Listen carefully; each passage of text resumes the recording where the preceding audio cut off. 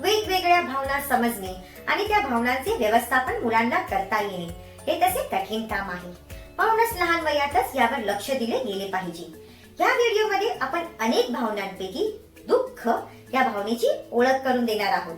यासाठी लागणारे साहित्य आहे जुन्या वर्तमानपत्रातील किंवा मासिकातील उदासवाणी चेहरे असलेले चित्रांचे कात्रणे. तसेच गोष्ट सांगण्यासाठी तुम्ही पपेटचा वापर करू शकता.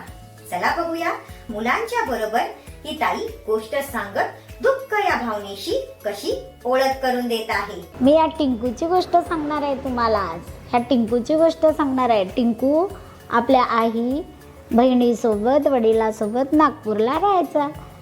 त्याला रेलगाडी सोबत खेळायला खूप आवडायचं. बघा रेलगाडी बघितली ना मुलांना रेलगाडी. मग त्याच्या वडिलांनी आणि बहिणीने रेलगाडी पुठ्ठ्याची रंगीत करून दिली आणि मग तो आपल्या रेलगाडीने रोज खेळायचा. पण काय झालं, एक दिवस ती रेलगाडी खेळता खेळता तुटली. टिंकूचं आवडतं खेळणं पडलं आणि तुटलं.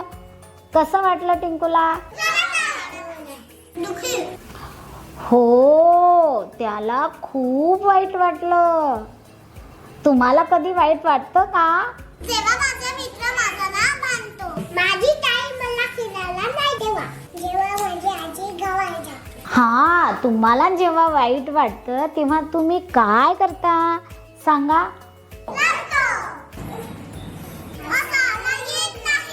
या फोटोकडे पहा आणि याच्यातले सांगा की कोणकोणती व्यक्ती उदास आहे. लहान मुलांना भावना व्यक्त करणे काही चुकीचे नाही, ते नैसर्गिक आहे.